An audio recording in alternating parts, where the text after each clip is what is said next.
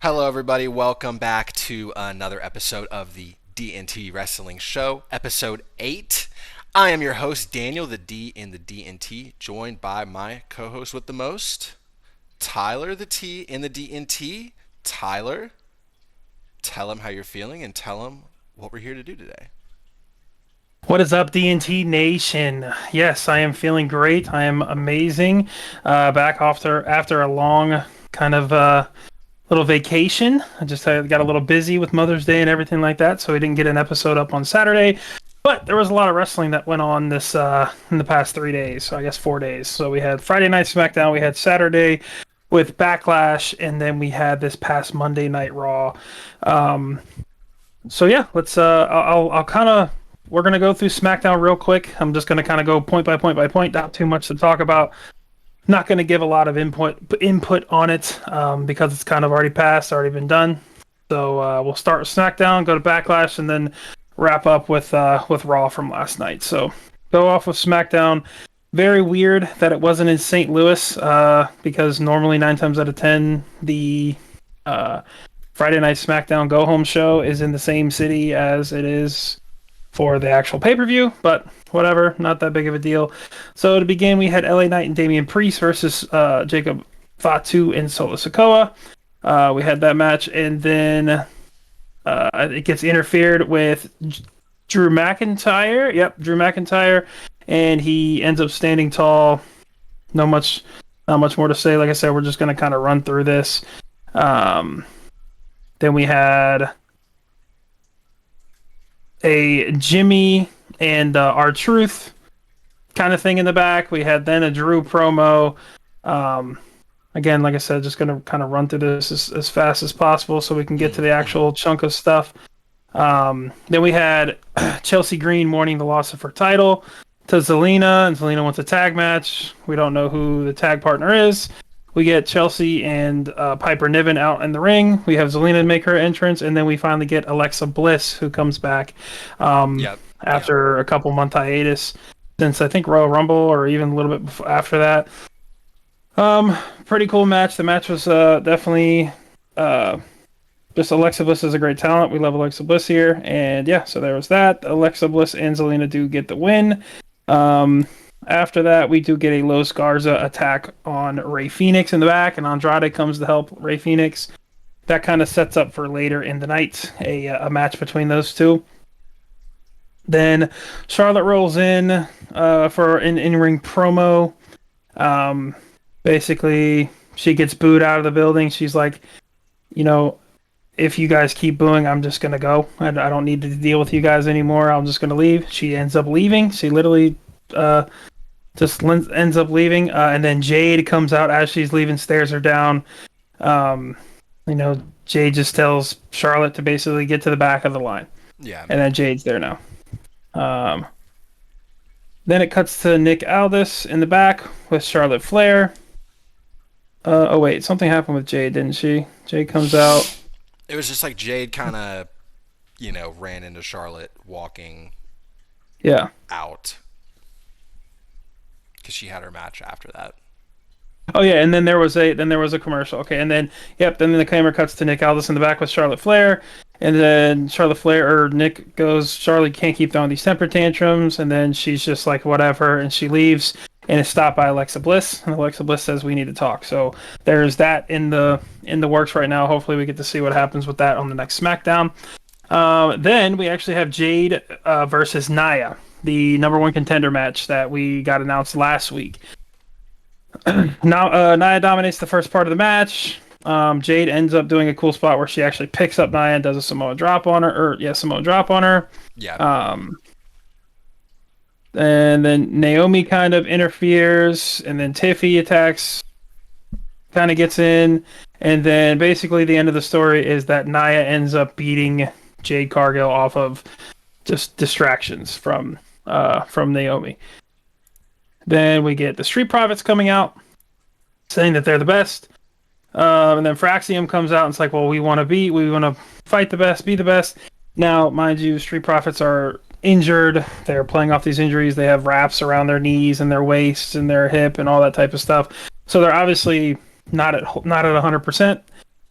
Nick Aldis comes out and actually gives Fraxium a match against the Street Profits. And then lo and behold, because they're not healthy, the Street Profits end up losing the match. The champions end up losing the match Yeah. because they're not healthy to Fraxium.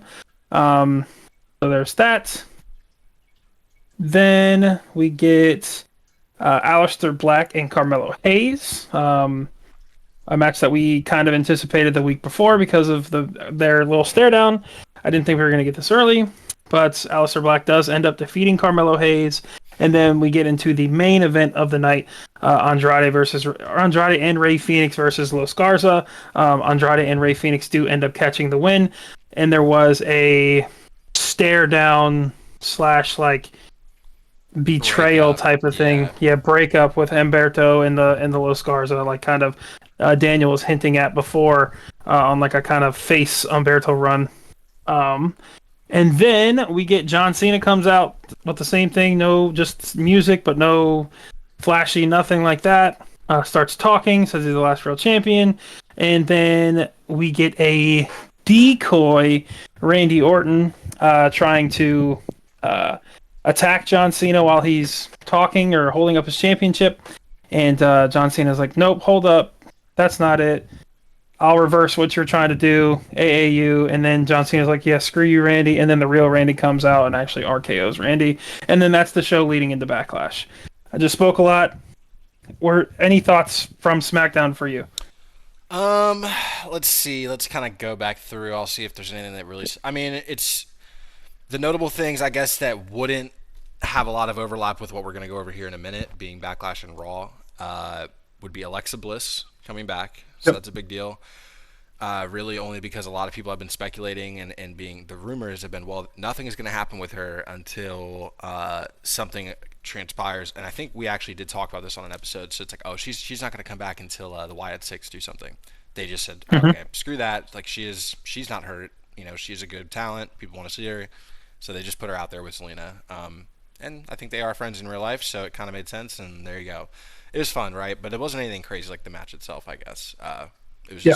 just cool to see. So that was cool. Other than that, the little Charlotte Jade stare down was fun. I think that is a lot more up Charlotte's alley of having a rivalry with someone like Jade. They're like kind of similar wrestlers, obviously, and I think the two of them in the same match would be really fun. So they're obviously like kind of hinting at that would be something we get down the line, maybe very soon, right? Maybe sooner than later. I don't know. Yeah. Let's see. Naya is the number one contender, so they're not giving Jade that title shot just yet. Interesting, right? Probably a little predictable, but it wasn't like I wasn't like a sure thing for that, if that makes sense. I was like, oh, maybe Jade will win, but nah, they just gave it to Naya. So yeah, that was interesting. Other than that, yeah, everything. And then yeah, like you said, like we had called Umberto. I mean, I say call, but a lot of people obviously maybe saw that coming, right? It's been getting built, but Umberto finally made the turn. My guess is that he, as a wrestler, is ready to do that, right? So he must be ready, mic wise, acting wise. He does seem, I don't know what the word would be, like more, like enticing right now. Like he seems more interesting than he used to be. Yeah. He doesn't feel as much of a background guy right now. I don't know. Like I'm not saying he's like a like amazing or anything. He's barely done anything yet, right? But if he's Yep. gonna get released into the wild to do a solo run, you do need to be good at speaking, all these things, wrestling on your own, whatever. So hopefully that works out for him. I don't know. I don't know what's gonna happen, or maybe this is all just a ruse, and then some big weird thing happens, or I don't know, right? But that'll be cool. That's all I really got to say about SmackDown. That, what, like you said, it was a few days ago at this point from where we're recording this episode, but we still wanted to touch on it because we had not done an episode on Saturday, given that Backlash had kind of started around when we would have wanted to do that episode, and it just kind of made it difficult. So we just wanted to go over that Yep. real quick for y'all, tell you what we thought. But let's get into the real, like you said, meat and potatoes, maybe the meat, right? As Booker T would Mhm. say, exactly. So we'll do Backlash. how about this? Do you want me to do the first match, or do you want to take the first? Because I know you just kind of You went. go ahead. You go ahead. I'll take I it. Yeah, spoke a bunch, so yeah, that's take it. because I know I just spoke, but I'm like you just spoke a lot, so I can like I can do it. We can do, yeah, first match would be for that United States Championship belt. So building off of like what you were just talking about, how they started off SmackDown, it led into this match being the Fatal 4-Way for the belt, Jacob Fatu's belt, defending against LA Knight, Drew McIntyre, Damian Priest. Uh, Let me ask you this: do you have the predictions thing pulled up by any chance? Or I can you get can. that pulled up real quick? That would be great because we should probably like touch on that for each thing. Yeah, because I definitely didn't Point tally it. No, no, all good. Point being, I'm pretty sure we both predicted Jacob Fatu, and that's Yep. exactly how this went. Jacob Fatu wins the match, but it was a fun match. So I'll try to like explain how it went. So it was like obviously there's four people. They want to make all four look good. They don't want to make any. No one is here to be like the fall guy. There is no JD McDonough in this match. Okay, there's nothing like that. All three who are going to lose should still look good. So the way that they constructed the match is that from beginning to end you had. So it starts with LA Knight shining. So he's doing all his moves, bang, bang, bang, hitting people with a slam, pick you up, slam, pick you up, suplex, pick you up, DDT, go to the top rope, jump. Like LA Knight gets the first few minutes. Then it was Damian Priest. He gets his moves, does all his move set, does a creative, he does the Undertaker, classic Undertaker walking on the ropes, but then he turns it Yep. into an arm bar all the way across to somebody instead of the classic club thing that he does. I don't know. But the point being, then it goes to Drew, who has more of a stare down with Jacob Fatu and a one on one with him, which is something they've obviously been building up to. Drew saying, you know, you're the top dog in the yard and all that garbage or whatever. So that's like what we got kind of here in the match. So they were telling a story here, is I guess what I'm trying to illustrate. It did start to break down though, and it started to turn into like people falling outside of the ring. I mean, this was an entertaining match. Okay, we both said that this had a chance to be the best match. I think pound for pound, when I think back on it, this was the best match for like spots. I'll tell you which match I think is the best later, but I guess spoiler alert, it's not this one. I think this is maybe my second favorite match. But anyways, Yep. um, point is, it spills to the outside. There's a really great spot where Damian Priest ends up doing what's it? South of Heaven or South? What is his Oh finisher? yeah, South of South of Heaven. Heaven. He Yeah. does that Yeah. to Drew off of one of the production carts, which is very high up, down to a production table, which is like a couple tables I think that are bigger with a tarp Yeah. over, and it is a lot like more painful looking. But they slam down. They're kind of like decommissioned, if that makes sense. They're not going to make their way back into the ring anytime soon because they just got messed up. And it almost looked like maybe one of them got hurt, Damien, but I don't think he did. Thank God. Yeah, you don't want anyone to get hurt. But point No, I don't being, think anybody got hurt. yeah, It point, did look like he like landed on his arm or whatever, but I don't think he got hurt. yeah, and they built this all up great because like what I'm getting at is so now you're at this point where, well, Jacob hasn't had two. He did have moments scattered throughout where he was showing dominance, but never like that period, like a long period, because it's obvious that it's because he's going to win. That's how they do it, right? You set the match up to make everyone else look good, so when they Yep. lose, you don't think too hard about the fact that they just lost, right? So now it's coming to the fact where it's like, well, Jacob hasn't had a chance to like crap on everybody and dominate everybody all for like 5 minutes straight. No, because now it's him and LA Knight. Looks like maybe LA Knight's about to have a chance, right? Like LA Knight's starting to do some moves to Jacob, and Jacob's looking a little tired. Maybe not really, because Jacob actually, I'm pretty sure, is very not tired at this moment, right? But the point is, then LA Knight gets interfered with by Solo Sokoa, and I'm blanking on his name right now. Uh, Jeffrey Cobb. Jeff Cobb. Jeff Cobb, that's right. So another Samoan, another member of this family coming from outside the WWE. He was definitely one of the more sought after ones. I don't think he's the one. If I remember, there's another one that people want more. I can't remember his name right now either. But They want Umaga's son. His name is Zilla Fatu. yes, yes. So either point being, this is a large family. We got another one. He is a great wrestler, so he kind of comes in. What did he do? I think he like clotheslined LA Knight from behind. Basically, yeah, just They something kind of do small. the beat him up, throw him back in. Jacob does his 1-2 combo moves, pins him 1-2-3. Jacob retains. So it is a very involved match. It feels kind of like the classic Bloodline stuff, but now it almost feels like it makes way more sense that Jacob is in that Roman role and not Solo. But Solo is like this. Solo's. I'll say it almost like this. It's funny. It it's almost like um, what am I trying to say? Jacob is Roman, the tribal chief, and Yep. you can probably see where I'm going with this. Solo is the wise man. That's what Solo is. They don't need Paul Heyman anymore. So Solo, he can't be the tribal chief. It doesn't make sense, and Yep. he can't even really be champ. But what he's been doing, I said this last episode. He's kind of like the guy, the procurer of all these Samoans. He is the one that is always represented as the one bringing them in every single time. It's never been Paul. It's never been uh, Roman, and it's always Solo is the one bringing them in. So I think that is important. They all kind of He's Nick owe him. Saban. Kind of, yeah. Like they all kind of owe him, even if he isn't the most talented. So the role that he can fill, it's like you have your mob boss, right? But then you have those kind of other roles. You don't want those other guys to feel too bad about themselves, but they're not the mob boss, right? So Yep. I think it's cool. I like this a lot more than maybe the angles they were playing with Solo and all that. Maybe back towards WrestleMania. I like this more now. Again, they have Jeff Cobb, and it's still like, where's Tama Tonga? Where's Tongaloa? And like we had said, there's other Samoans that could still be brought in. So who knows what will become of the bloodline? I hope that it keeps going like this with these people involved in it right now. So what do you think of this match? Yeah, it's weird that they bring Jeff Cobb was like just recently signed. Oh, by the way, I didn't realize, but I'm wearing a St. Louis shirt, and Backlash was There you in go. St. Yeah, that Louis. is actually wild. So that That is was wild. that's but yeah, it's where they brought Jeff Cobb in instead of there's another guy that they had.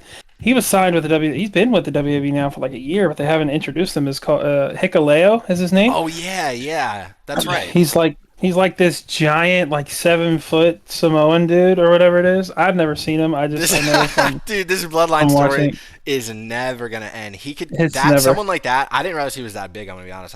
I remember hearing about this, but he could come in whenever. That would be nuts. But keep going. Continue. Yeah, he's just big. He's a big guy. But again, he's been with them for like a year and a bit now, and they bring Jeff Cobb out only after like 2 months or whatever it is. But from what I know about Jeff Cobb, from what I've seen and done some research on, like his wrestling style is pretty insane. Like there's multiple spots where he's like throwing people up, catching them in midair, I've and seen then like those. I've turning them seen and those. slamming them. Um, so Yeah. who knows? I know that he's older now. I know that was back when he was a little bit younger, but again, we'll see. Yeah. And then still, where does Bronson Reed fit in with this? He's not a That's part of the right. bloodline, That's but right. he did help That was the with idea. That was the plan. yeah, like he was going to join the bloodline, right? So we'll see where that goes.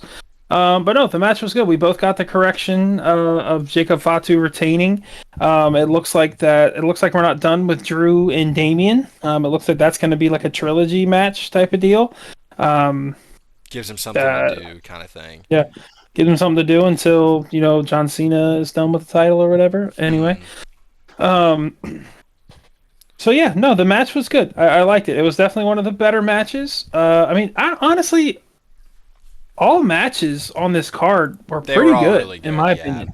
There's a reason people were like, I didn't necessarily like fully agree with this, but there was a reason I think a lot of people were like, oh, this was better than WrestleMania, even though it's like it was only 5 matches. You know what I mean? I don't know if I would necessarily Yeah. just say that, but pound for pound, what was given, yeah, the quality was hard to beat. It was everything was Yeah.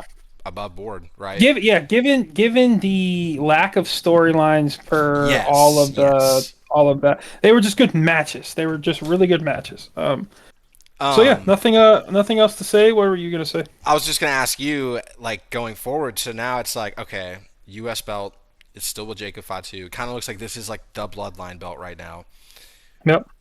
Surely LA Knight is not given a chance again, at least for now, at this belt. So my question to you is, and I guess I'm cheating a little on maybe a future episode we could do, but who do you think they send at Jacob next for this belt, and what does LA Knight do next? Because you cannot do unless you just think they're gonna just do it again. They did it again, that kind of thing. Unfortunately, the WWE tends to just go back to what they Yeah, just tend to go back. it's It's You know, disappointing. I think they could run. I think they could run a multiple of people. They could do Aleister Black. He just joined. You know, they could go with that route. I don't know if you want to have him lose to Jacob Fatu. I don't know how you want to deal with that. Um, you know, you could have the likes of Carmelo Hayes. You can have the likes of, um, you know, you want to make Umberto a star. I'm not saying he's going to beat Jacob Fatu, but I'm saying he could have a match against him. But like again, I think he'll just have these one-off matches, one-off I was feuds. gonna say, Uh, I like definitely think the next and match is a one-off. yeah, until the ultimate, where I still think and I still believe that Solo will be the one to I take see. the United States Championship from him. Fair enough. Fair enough. Well, then it'll be interesting to see who they kind of throw at him out of the mid card just to try it. Maybe it is Sami Zayn. Could be. It could be. Like I think Jacob Fatu is the perfect person to have the United States title or a mid card title because LA Knight is not the best wrestler. Yes, he's okay. He's not the best. Um, but the mid card is where like your good wrestlers are, and that's where Yeah. you're going to just have banger matches. Like just elevate the two people that are there. You know, you can have Jacob Fatu versus Andrade. You can have Jacob Fatu versus Santos. You can have Jacob Fatu versus Carmelo Hayes. Like these guys who are just good at wrestling. Just have those guys build up those little like one-off feuds, but just show talent in the ring. I think that's just the perfect. Jacob Fatu is the perfect champion for that. Yeah. Well, what I would say for LA Knight, just real quick, is like I think he has this image and this feeling from all of us that well he's like this promo guy. He's a great talker, but in reality, when you think about it, he doesn't have a crazy history of I guess what I'm getting more at is like real promos with other wrestlers where you remember LA Knight versus this guy was crazy, dude. I can't believe when they were saying this about each other. It's like at the end of the day, LA Knight like nothing ends up sticking. I guess is what I would say. I think it The would be only good time for he's him. had that was with AJ Styles and Maybe Logan Paul. no, well, yeah, a little bit of Logan, but not much. But Roman, he had the ones with That's Roman. fair. That's fair. But that's a think about it. That's a while ago at this point. It is, it is, it That's is a like two while years ago. ago at this point. So it's like you gotta. I think what he could benefit from is a new some well, and this is the thing. Roman is everyone's rival, right? Roman at that time was the guy everybody wanted to beat.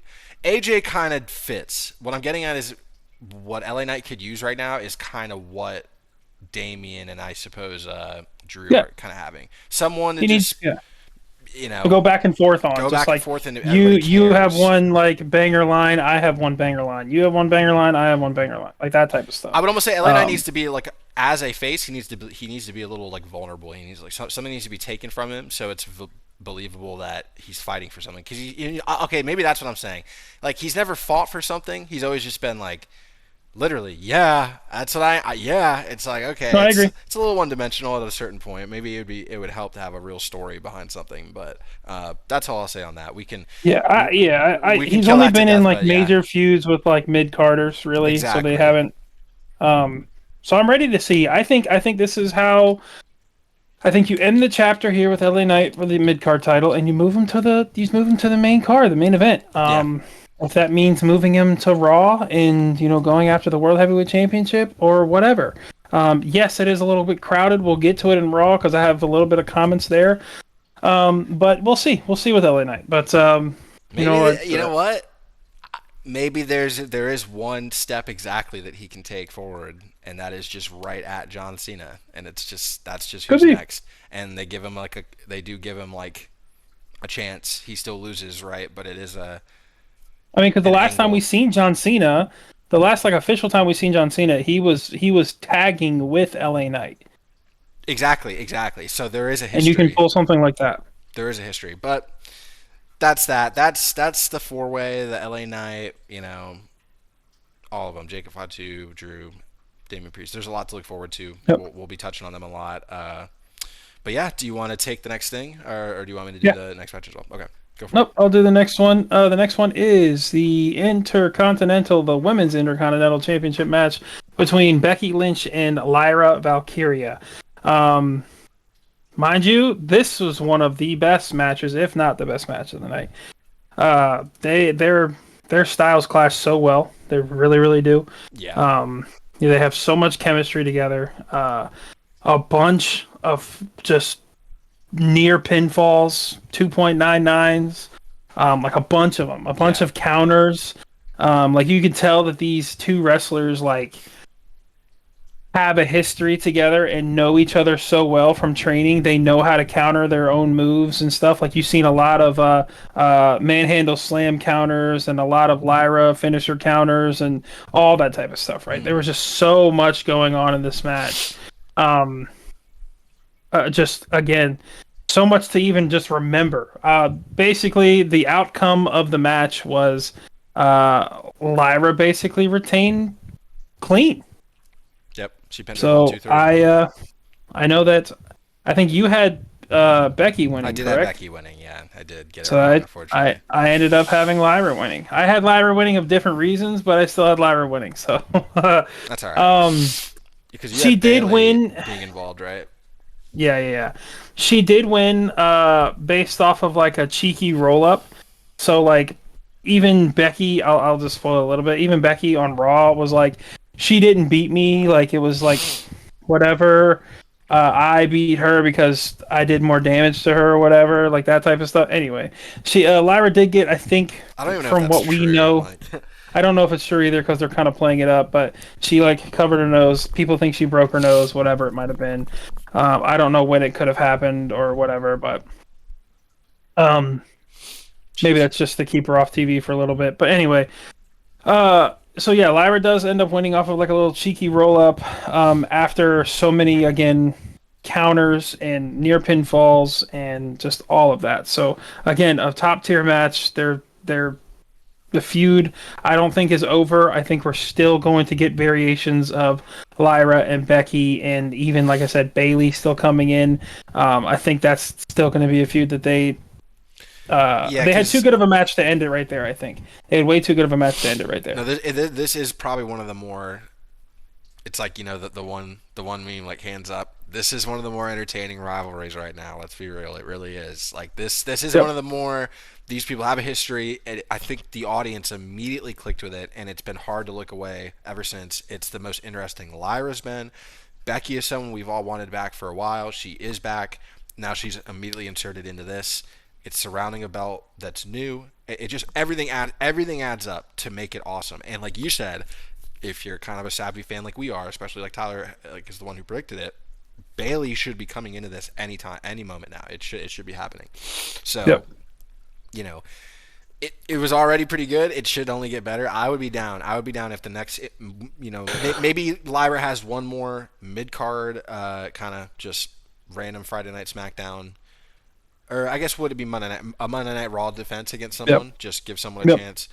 Maybe, you know, not that she loses it, but maybe that's where a Becky comes in to try to make Lyra lose. That's where Bailey helps, but then there's something like that happens, right? And then that's what leads I into a think pay per I think view what triple happens threat. is like Becky gets a rematch at like an episode of Raw. Becky gets Yeah, a rematch right there, and then Bailey comes in and interrupts like from winning. Like let's say she interrupts Becky from winning and says "screw you," like whatever, and then like she helps Lyra up, and then she hits Lyra too, and she's like damn, "screw you that both. that would work. I want the championship," That would and work. then that's how that's kind of how you split it up And that now way. you're like immediately in. This would yeah, because this would be great. Because what it really is obviously the point is to launch Lyra to the stratosphere as much as possible. So Yeah, if you're yeah, pinning her against both heel Becky and Bailey in their first real feud for this belt, yeah, that's pretty good. That's pretty good. So no, yeah. I loved. I wanted to say I did love the spots in this earlier where Lyra is doing her little She kind of she does that like I don't even know what you call it, but you like put someone in a submission by like I guess like hanging them Like upside down, rotisserizing them, they like freaking like. rotisserie chickening them, yeah. And but she did it, and she kept doing she kept like rolling around with Becky, like doing it, and it's like what you said, they've obviously practiced this, done this before, but it was just funny seeing Yeah. it, and the crowd was really into it. I loved it, and Becky was like, her heel self is really, she really gets into like exclamating how much pain she's in, like like making all these uncomfortable noises. It's like it's really funny. It's really it's great stuff. So Yeah, this match was fun. Like you said, it's kind of hard to really find a lot of bad in any of these matches. Um, I would say this one, not my favorite, but probably not my least favorite. That might be the next one we're about to get to. So this one is definitely, unfortunately, not one of my favorite. Not even maybe in the top three, but not number five. You know what, Lyra and Becky, y'all still did good there. So that's all Nope. I got. Unless you got anything else, I can Nope. get the Go next one ahead and going. go to the next one. Yeah, so we had another Intercontinental Championship match, but this time it's for the men's. Dominic, Dirty Dom, Mysterio defending against Penta. Of course, as did we both predict this, or did I'm pretty sure I predicted Dominic. I'm pretty sure we both did, right? Yeah, we both We picked both Dom. predicted Dominic Mysterio. Dominic Because Mysterio. I have been beating Dom at some point. Yeah. So Dom does win this match. This was as a result of a bunch of tomfoolery, as you can imagine. So just for starters, the match was, again, not that it was bad, but this one was my least favorite because it was probably the most predictable of what you'd see. It was what you'd expect exactly. They have already had a couple matches, right? Like Dom and Penta have had, like, I think two at this point, maybe they've been in the same match at least twice. But it's a lot of the spots you've already Yeah. seen. So it is kind of like, maybe I would like to see more. Maybe these would be two guys I would personally at least like, for once, for Dom. Again, this is in the same breath as LA Knight. Like, have a real rivalry. Like, actually talk some shit to each other. Penta, same thing. Like, actually kind of get into each other's face so that when you're wrestling, I'm feeling it, right? Like, the way I do with Becky and Lyra, I don't necessarily feel that here. So it makes it feel a little dry. But that was only kind of at first. The match didn't drag on too long, so they got through a lot of cool spots. Again, Penta does a lot of cool stuff, high flying. Dom also does like a decent amount of high flying, right? And they're both decently technical. But then you kind of get to where like I said, the tomfoolery comes. So Penta does his Mexican Destroyer to Dom on the apron, which was a cool move. So this is kind of what I mean. It kind of ramps up from here. That was a cool move. He does that to Dom. It looks like, okay, this is where Penta could easily roll Dom into the ring, pin him 1, 2, 3. Like, he just did his finisher. I think that's his finisher, right? But they call it the Penta driver. The Yeah, Canadian, yeah, yeah. yeah. He did it to him on the apron, which is the most painful part of the ring. Just for those that don't know, the outside part you can walk on the outside of the ropes. That is the most solid part of the ring itself. It doesn't have as much bounce. Just, that's obvious, but whatever. So then Carlito comes out. Carlito comes out. He's interfering, messing around. I'm kind of losing. I'm trying to remember exactly. I don't remember if anybody else even. I think the rest of them do kind of come out, but then they like immediately get thrown out. So that would be like Finn and JD and them. But then Yep. And then it's as they're getting thrown out, that's when, yes. So as they're getting thrown out, Penta's kind of getting back in control of the match. But then it is El Grande Americano who comes in with his mask, with the assumingly the thing in his mask, because he immediately just goes for like a kind of awkward like little headbutt at Penta, which makes Penta falls off the turnbuckle, and then Dom just kind of, I think, splashes him, right, and then wins the match. yep, So yep. yeah, 1, 2, 3, Dom wins the match. He Dom really is someone, and we kind of talked about it this way when he won at WrestleMania, but he really, you can tell he likes being a champion, if that makes sense. He actually cares. He is at that age, and it's his first one for himself. So when he runs out of the ring, he's screaming back down at you. He's screaming at the camera. He's like, I'm the best. I'm Dominic Mysterio. I'm the best luchador. All just saying everything that comes to his mind. Like, I love that when he does that. I think that's what makes people like. When all these people are cheering for him now and not booing, I think it's that kind of behavior that people love to see. It's like this. He loves it. He loves it when we boo him. He loves it when we cheer. He loves it when he wins. Yep. He loves it when he loses. He just loves it. So we love it. That it's awesome to see. So that's my Love of little the recap. game. What do you have to say about our men's Intercontinental Championship match? Yeah, it was definitely the worst match of the night, in my opinion. Yeah, it's Um, okay, but something has to be the worst, right? I mean, that's how it yeah. goes. Dom just needs to get better. That's all it is. A I little mean, bit. also we've had so many years, and I can't. To all the wrestling fans out there that have been nonstop watching for the past 10 whatever years, we've had so many years of this similar type of thing with the bloodline. Interference, shenanigans, this happening, this happening. It's now. You just know now with the Judgment Day and the bloodline. Like, exactly. You're just. It's the same choreography every time. It just is. It's the match goes on, awesome, all is well. It's a cool match. Thank you very much. And then the last 5 minutes of the match, so and so from said faction comes in, and then they get beaten, and they get either thrown out, and then another so and so from the faction comes in, and then it's the same thing. It's just the It same thing. is. So It it's just is. unfortunately it is a little bit boring. So no offense to Dom or Penta, Dom a little bit because his wrestling isn't the greatest, but we can overcome it, I guess. Yeah, it's nothing too much to say about the match. Nothing really stood out, nothing like that. So we can move on to the next one if you're good. Yeah, I'm good. I will. Do you want to I take will. give us Yeah. the this one? Maybe I'll say this. This is maybe one that other people would be like, "Oh, this was the worst match." It's just no. Sorry, I can't. This one was my favorite match to watch. No, It I just. agree with you, brother. I agree. So Sorry. this one is Sorry. the. I don't think it was unsanctioned because they didn't really use like any. It didn't end up being that way. No. No. No, but this was Gunther versus Pat McAfee. Yes, sir. Um, Yes, sir. in just a respect me match, basically. Respect Gunther, respect the Lord. Um, uh, honestly, dude, super entertaining. I don't care what Yeah. anybody says. It was super entertaining. Pat, messed up some spots. Whatever. I wouldn't even say messed up spots. He just like he tried to jump over the rope. He That was stumbled. He so stumbled a funny. couple Oh times. my god, that was so funny. And you know what? But It almost made the match. It made sense. It added character almost. Like, it did. It did. It's just like, he's what the hell are tripping you over doing, the Gunther? ropes Why are you trying to beating? fight Gunther. Yeah, it's like why are you Oh beating god. up on this guy who doesn't even wrestle, right? So, No, literally. um, but no, it was like it showed that Pat didn't want to give up. Like Pat was giving it back to him. He was smacking him. He was chopping him. He was trying to do it. He was kicking him in the back. But Gunther ate every shot basically. There was one close. Pat, like I don't remember how he got him down. He either kicked him or slapped him or whatever it was. And then Michael Cole was there and held Gunther's leg down. And he got like a 2 count. But it was funny, like Pat like kicked like before that. Pat like kicked Gunther, got him down, gave him to a pin, and Gunther like before he can even get one, Gunther just like shoved him off of him, and it was just hilarious. But no, it was a good match. Pat did some really really good selling in my opinion. I think the dumbest thing that he did was towards the end when he was getting tapped out. That's also the result. Gunther did end up winning by said not tap out, Pat passed out. So he Yeah. he was right and said he No will not movement. tap out.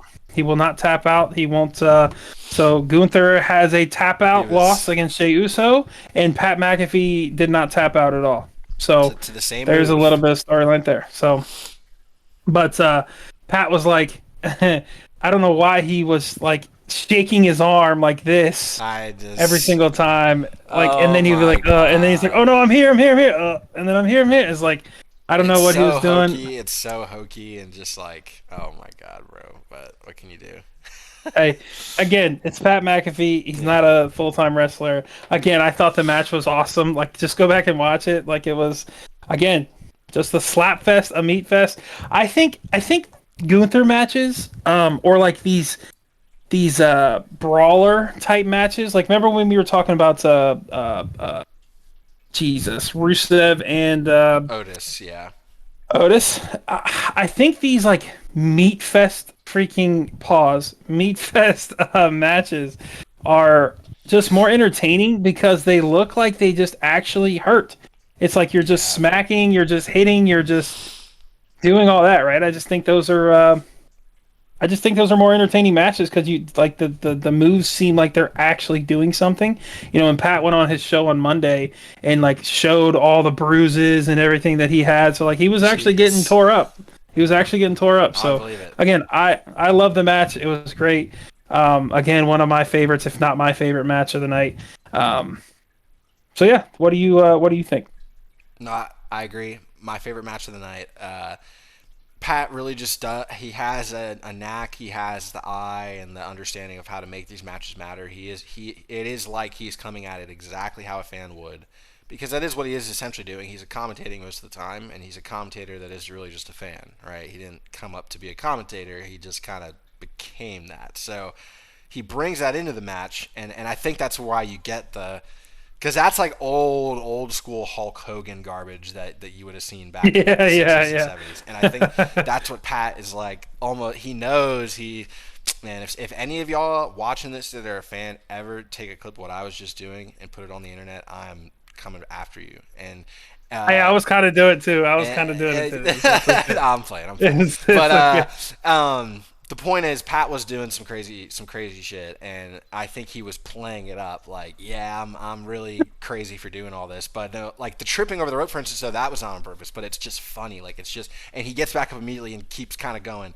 And you, like you said, like there's this point where it's so helpless, but it's him and Michael Cole kind of like it's like in Dragon Ball, you know, Krillin and young Gohan fighting Frieza. Like they Yes. really can't do much, but they are surviving somehow, and they're kind of showing like why are you fighting us, right? So I'm really just curious where we go next with Gunther and all this.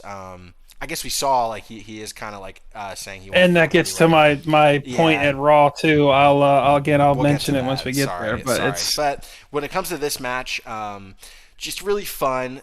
Like not like one of the greatest of all time, but if you're someone that really likes the idea of just Pat McAfee's in the WWE, if you happen to come over to WWE because you're a Pat McAfee fan, absolutely watch this match like this. I haven't watched any of the other Pat McAfee matches he's done, but I'm kind of feeling like this might be the best one. I don't know, like this was awesome.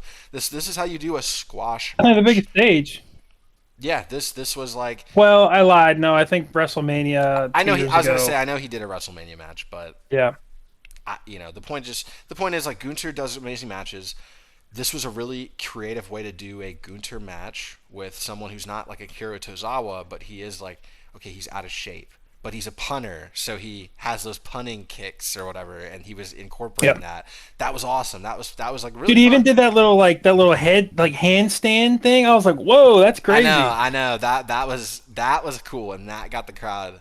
You're talking about early on, and he did the like flip up thing, right? Yeah, yeah, yeah, Yeah, yeah. that got the crowd hyped. That got the crowd hyped because it was like, whoa, Pat is doing some athletic stuff, man. But it's fun. It's fun. Like I said, I guess we'll just see what goes forward with Gunther. I guess this established him back as the top heel again. I Yep. suppose, even though it was like, That's what it did. Well, he even yeah, we even forgot at the end of the match, they were Pat McAfee had woken up. Gunther had stayed back in the ring that's right, that's right. as Pat McAfee was getting up, and Gunther gave him his He like hats off. Is basically what he I literally was went trying to like say. this and pretended to have a hat. Yeah, Yeah, exactly. So he gave him his hats off. He's like, "That was great, awesome, thank you." didn't shake his But hand, but yeah. yeah, didn't shake his So hand. But I um, think that's good. It's true to his character because at the end of the day, he cares about the sanctity of the ring. He's not yeah, just a heel, like oh, I'm a bad guy. yeah, He's like all of you disrespect my ring. That's why I'm an asshole. So he yeah. keeps that So he true. gave Pat his props for His actually respect, yeah, doing something in the ring. yeah, and not just dying immediately to the first Yep, submission because he broke out of a lot of Boston Crabs, which was really impressive, and that was actually like I can imagine that's pretty painful with those Boston Crabs. yep, But, yep. anyways, yeah, we can move on to the next thing, and I believe that is the last After thing. you. Yes. So, without further ado, the main event of WWE Backlash 2025 is for the undisputed WWE Championship belt: John Cena versus Randy Orton in his hometown of St. Louis, Missouri. John Cena did win this match. I believe we both predicted John. And we both predicted Gunter in the last one, or did you Yep. predict? Okay, okay. No. So we were straight down the line on everything except I If I predicted. predicted Pat I McAfee, know. That's why I'm just like, yeah, keep me off the internet. yeah, yeah, But no, yeah. I am 4-1, and you are no, I'm 5-0. You're four and I one. was 4-1 and you were 5-0. Yeah. So, Yeah. um, okay. So we both predicted John Cena. He did win. So this is kind of how it seemed like it would go, and maybe not exactly like how we thought, right? So they had been building all this R-Truth stuff. We had talked about in our predictions episode this idea, and I think I had said this idea that R-Truth will come in and be actually just on John Cena's side. Not quite how it happened. Yeah. So just to get to it, basically, this match was solid, not amazing as far as the literal wrestling. They had to like, you know, do a lot of simple stuff. Randy was the one doing a lot more of the work than John. John has definitely got some rust, right? It's just hard to deny at this point. He's not like he's not that quick, not quite as strong, not as agile as he was, whatever. And that's fine. It's not horrible because I think they still went out of their way to give us like a lot of spots and just a larger, longer match that you can remember it at the very least. You would if you're sitting there on YouTube late at night and you're watching all the John Cena versus Randy Orton matches, you're not going to hate that this might be the last one. It's a solid match. Okay, don't get me wrong, but it didn't really start getting entertaining until they really started bringing it outside of the ring, and it started getting into more of a finisher fest combined with like outside of the ring stuff. So what I'm meaning is like, you know, cool spot. You might remember this. John Cena does the AA into Randy Orton catching him doing the RKO out of the AA. Yep. That's like literally where the match like, okay, I'm awake. You know what I mean? I'm awake. What are we doing? Cool. Yep. Then they get back to it. I'm pretty sure at a certain point, John actually hits the AA, doesn't get the pin. But then they end up going outside of the ring at some point. Yeah, dude, this was a finisher fest. This was a finisher fest. It ends up being that Randy like slams John onto the announcer's table. Doesn't break, so it's kind of weird. It doesn't break, but then it does break, right? And it gets all like awkward.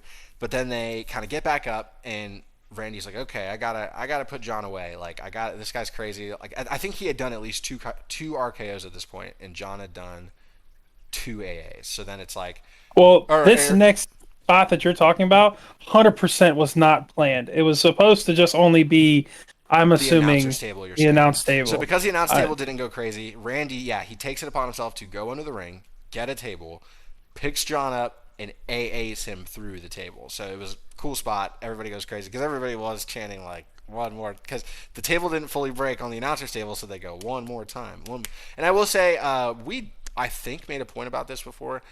This is like a newer table. It seems like these tables they're using now are newer than they were like maybe a couple months ago or so. Maybe newer announce table you're saying, tables, or newer announce tables. So maybe they have a little bit of a difficulty breaking and they're just finding that out. I don't know, but the point is, okay, so we get through that. Randy ends up getting John back in the ring, but then one thing leads to another, and John ends up pushing Randy into the ref. Okay, so Randy knocks the ref out. Randy, for whatever reason, is like taking his sweet time to get up off the ground. Or no, maybe John. What I'm forgetting is that John does just end up AAing Randy, I think. So then John has all this time, and he realizes he can't pin Randy. But then he's like, he's got this devious look on his face. He goes out, gets his belt. Right, he gets the belt, and he wants to go back in the ring to hit Randy. And I think I'm forgetting this part. Does he hit Randy, or is it that this is where he hits the ref? It's one of these two things. Maybe he hits Randy once, and then basically the idea is like he goes to hit Randy, Randy ducks, and there's another ref in the ring there to like take the other ref spot, and John hits that guy with the belt. So he hits the other. Yeah, you're right. He ducks and hits the other ref with the belt, and then Randy, I believe, RKO's John. He does, and then John like rolls over into the corner. John like rolls over to the corner, and Randy is about to punt John. Yes. Well, hold on. And then it's like, so at this point, John has used his belt to knock out the second ref that they've sent out to the ring. Like you said, John then gets control, or Randy gets control of the match again. RKO's John, who drops the belt. John is kind of laying there. Randy realizes he can't pin him because there's no ref. And Nick Aldis and like all the security run out for some reason. Yeah, I forgot about that. For some reason, they do that. They run out. And they're waiting for an actual ref to come out as well, but one didn't come with them, I guess. So then that's when you're what you said. Randy's kind of like, okay, screw this. He sees John lined up in the corner, goes for the punt, misses it, and John AAs him. That's when it looks like, well, now John might have a chance to win if there's a ref, but I think there's still no ref. So then John lines up for the punt. John literally does the same thing and does like the Randy like he kind of does his best impression of it, like his animalistic thing, and he goes to punt Randy, and he also misses, and Randy RKO's him, and it's like, oh, this is where Randy wins. And I do want to say they get a ref out, but it is those couple seconds that it takes that it's like 1, 2, oh, and they miss. So this was again so many RKOs, so many A's, just so much, and then one thing leads to another where, or maybe I'm missing something, but I'm pretty sure what ends up happening is one thing leads to another where Randy's going to go punt John again. Am I right? Yep. And yep, then you're right.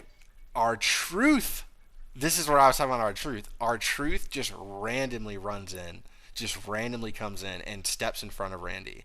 And it's like, what? Like, our truth, why are you out here? Like, why are you out here? You know what I mean? It's ridiculous. What?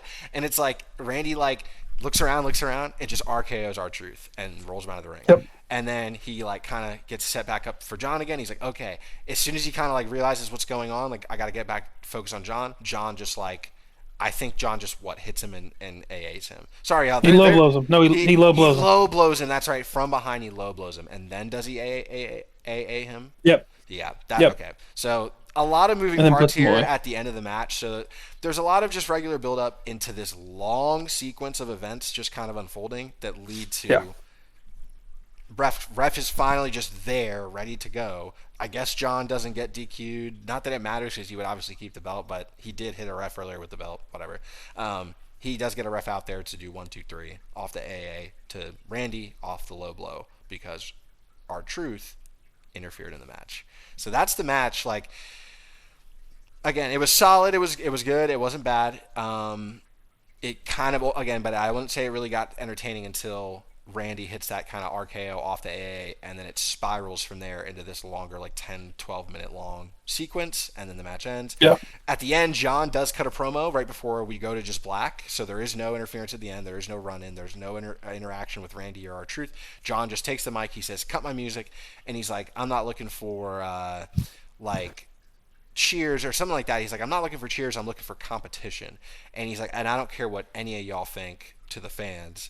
And then that's kind of it. Like, it's not really Yep. much. He's just kind of talking shit to everybody, to everyone, superstars, WWE Universe alike. And then, yes, cut to black. I will add one little thing, just of importance. At the WWE post show, which you can watch on YouTube, you can watch on Peacock, John Cena does his interview, which he has been doing after each of these last couple pay-per-views, and he gives these like heel, interviews. They're really funny. Y'all should watch those. There's like only a couple minutes. This one he does. Our Truth immediately comes out and like interrupts the interview. So they're cutting like a promo right now in this like post show thing.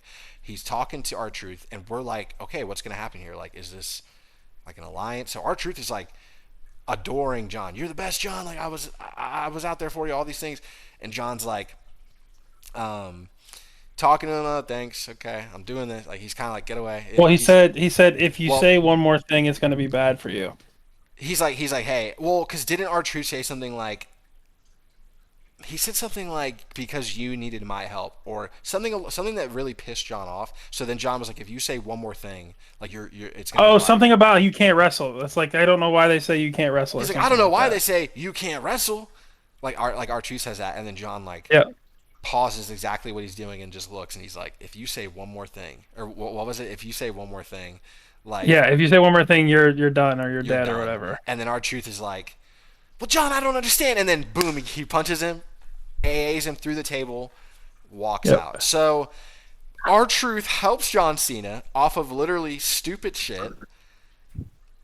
That's it. There's no for the moment, at the very least, there's no grander. Maybe we're gonna get an R Truth versus John Cena, I guess, but there's not gonna be some alliance. Like that's what I was predicting, and I thought maybe that's where we were going. But now it's more like, nope, John Cena's he's just an asshole, and R Truth is just dumb, and that's that. And he Yep. screwed Randy. So there you go. What do you think, Tyler? So that was a very long-winded way to go about all that, but that was our main event for the weekend. So what did you think of all of it? Uh, yeah, it was okay. I wish there was a little bit more build up to it. You know, I'm assuming WWE probably they're only doing it because it was in St. Louis. That's the only reason they were doing it. I kind of And agree. it just was Yeah. unfortunate timing because it was only like 2.5 weeks or 3 weeks after WrestleMania. Mm. But they did do a bunch of callbacks, like the AA into a RKO and a couple other things like that. So they did do some callback matches. The match entirely, I said this before. I think John Cena, all of his matches are going to be won this way. They're going to, include uppercuts. They're going to include refs being hit and knocked out and that type of stuff. It's just going to be a bloodline rules type of outcome every single time, just with other factors basically. But yeah, other than that, it was a good match. We both said that John Cena was going to win. We knew that Randy really didn't have a chance. Yeah, unfortunately for Randy in But his hometown. yeah, but still, it was a good match. So and I noticed we didn't do it because we kind of just ran through it. But do you want to give this show a star rating, and then do you want to do it Yeah, for we can do star SmackDown too, or ratings. do you want to? Oh, for SmackDown as well? Yeah, I guess we can do it for SmackDown as well, real quick.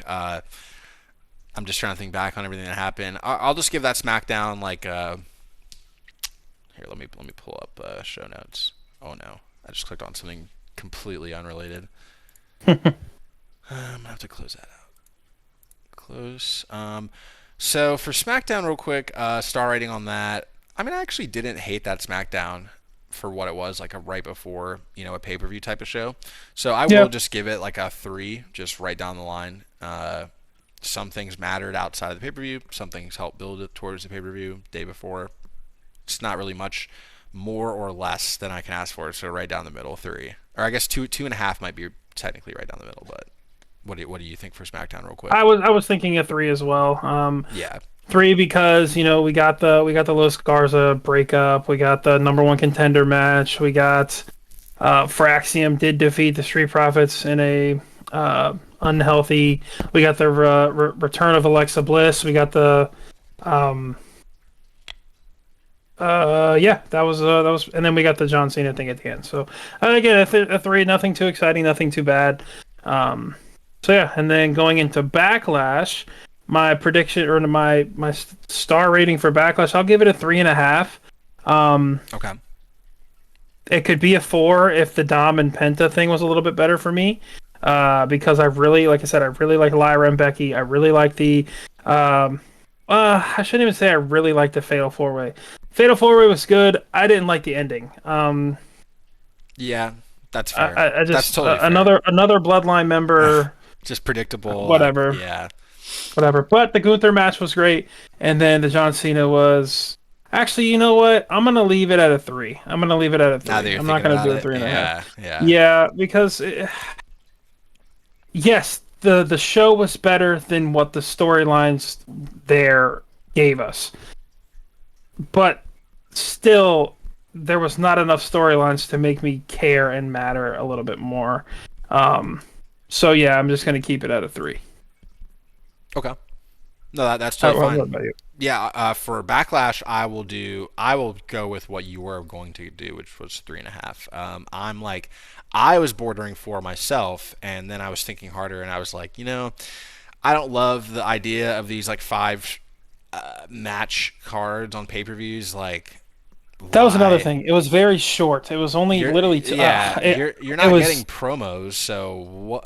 Like, why would a promo have less content than the weekly shows, right? Like that doesn't really make yeah, any sense to me. And I get what they're getting. dude. Like, It oh had well, it's all the best it's people. Well, I don't, is it really like all the time? You know what I mean? Like, I don't know. I, It I would it like to see started 6 at or 7 7 matches. Eastern. It started at 7 Yeah, Eastern and ended at 9:45 Eastern. 9:45. Like Not even 10 o'clock. that's literally a I Saturday remember night main event. messaging you and I was like, "That's That's that's it. that's it."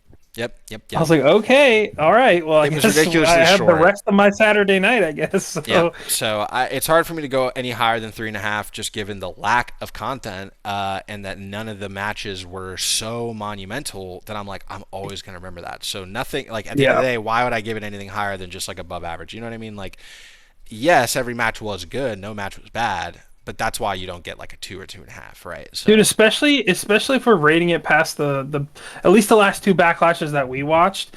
Dude, the last 2 backlashes we watched the one in Puerto Rico and we watched the one in Paris. that's right. Those two, oh Yeah. my god! Maybe I Compared would. to this one, like That's totally right. we got the AJ Styles and Cody Rhodes match in Paris, the thing that went absolutely That whole insane. pay per We view got the is memorable. Just the crowd, all of yes, it. yes, and then we got the Bad Bunny and Damian Priest match in the Puerto Rico and the Yep. Puerto Rico one. So it's like compared to those two, this backlash was definitely lackluster. Yeah, I agree. But But again, I'm not gonna it's because they scheduled it wrong. They made WrestleMania and Backlash way too close this year. But anyway, That's it for that. That's it for the weekend. Now we roll into the next week, which is Monday Night Raw. And Exciting. do you? Yeah, let me start off. So yeah, CM Punk came out, started talking. Literally, probably said maybe two, three, four, five words, whatever it was, and then Seth Rollins comes out with Paul. Well, actually, let me say, Paul Heyman goes, "Ladies and Right, gentlemen," as right. CM Punk is talking, and he walks out, and CM Punk is just uh, don't walk so serious. And he called him Penguin, like he's just Penguin. making fun of Paul Heyman because he screwed That him was over, funny. right? That was funny. And Paul's like, okay, whatever. And then Seth Rollins comes out with Braun Breaker. Um, music hits. CM Punk again is just making comments in the back. You're just a song, kid. Sometimes the bell's got to ring, or some days the bell's got to ring, or something like that. To Seth Rollins, and actually this time the crowd was booing Seth Rollins. Normally they have been Actually, cheering and yeah. singing along with his song, but this time because CM Punk was out there, they actually started booing Seth Rollins. And Seth was like, we've been through this. You want to be a martyr, a missionary so bad, like it irks you that you just want to be this so bad, and blah blah blah blah blah. And CM Punk's like, whatever. And then Seth is like, okay, well, I guess if you're not going to listen to me, then we'll have to beat it into you or whatever. And then Braun Breaker runs to the ring. Um, and as Braun Breaker runs to the ring, CM Punk is just saying again, "Oh, you're all bark, no bite, blah blah blah, coming." And then the mic drops, and they start fighting and getting at it. CM Punk is kind of taking Braun Breaker out. Then Seth Rollins comes in and starts beating up on CM Punk. As that happens, Sami Zayn then comes in and starts beating up on Seth Rollins and Braun Breaker, or Seth Rollins, and then Braun Breaker comes in and hits Sami Zayn, and then CM Punk's out of the ring. Sami Zayn is now getting beat up, and as we get that, we do get Jey Uso coming in as well, helping the other two, and then we get CM Punk, Sami Zayn, and Jey Uso, while Seth Rollins and Braun Breaker are out on the walkway.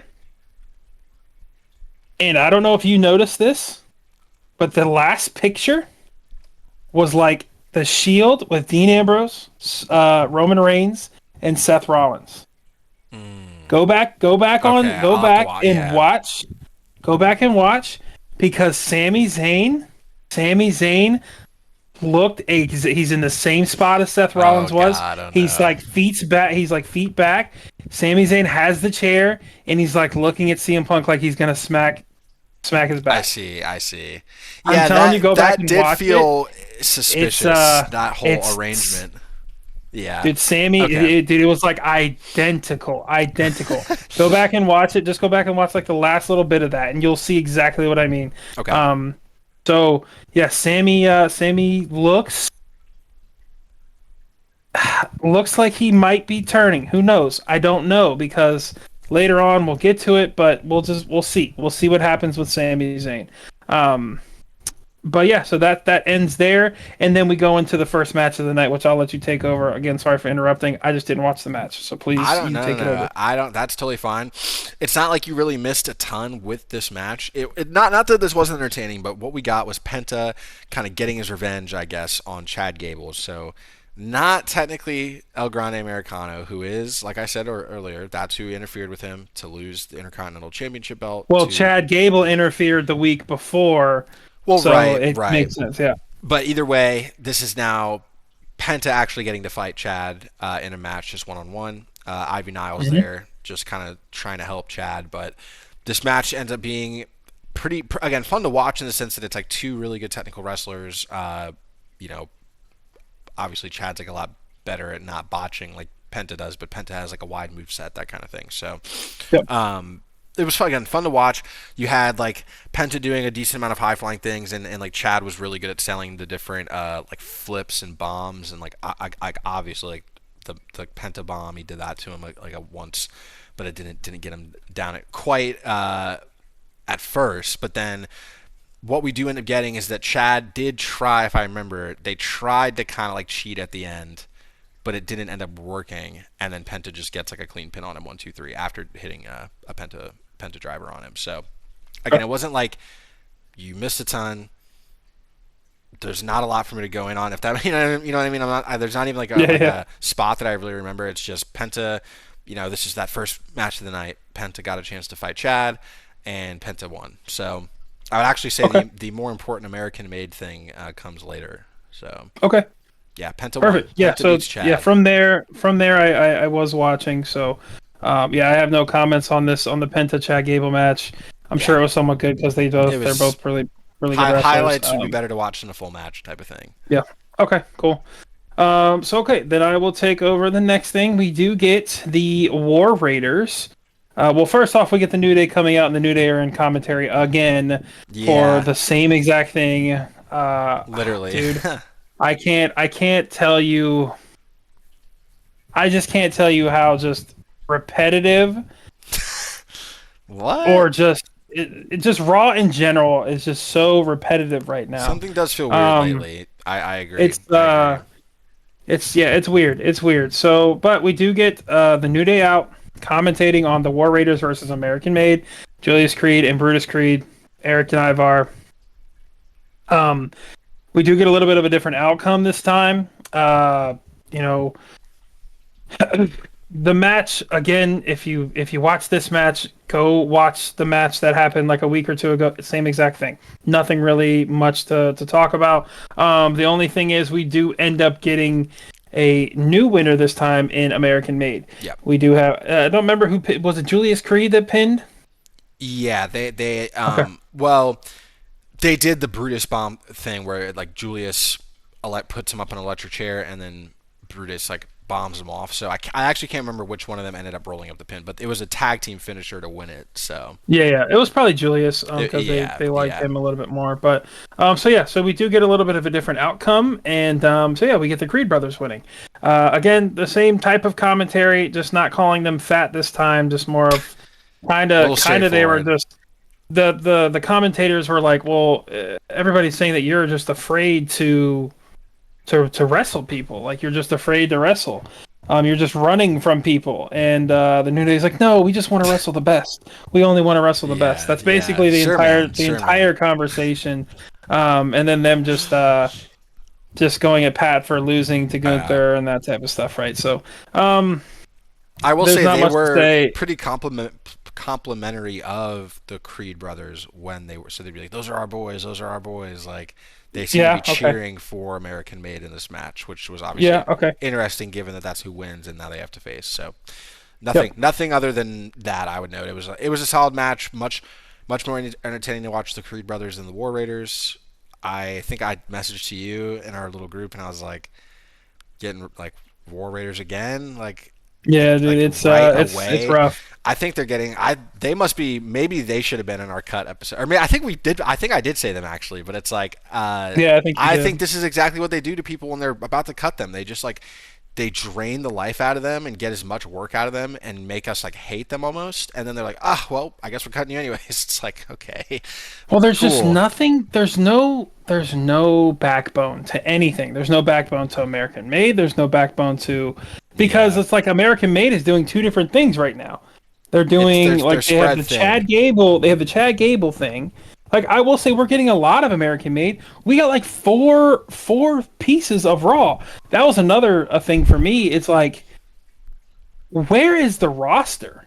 You know what I'd say? Where is everybody? We're getting the same people every week. We need more TV time of promos being done and less TV time of the just intermission of Michael Cole talking, Pat McAfee talking, the commentators just I talking, agree. talking, I talking. agree. Like those need to be time for wrestlers to do promos, like something. I guess now that I'm thinking about it, it's probably that's where they're doing so many of these advertisements. But like Jesus Christ, what we're both I think saying Well, they right now have is to be able to pay they for this need freaking Netflix right deal. like now that you're saying it out loud, I'm realizing you're right. Like American Made needs a lot more TV time for all this stuff they're doing to make a lot more sense. But it doesn't make sense because there's barely any backstory behind any like you said. It's just all happening and we're all just supposed to buy it. It's like Yeah. it's kind of Oh hell, dude. So we got. I'll just. Oh, we got Chad Gable versus Penta. Okay, that's one thing. Then we got American Made versus the War Raiders. Then later on in the night, we get a in the Canadian promos, we get the same thing where Chad Gable comes out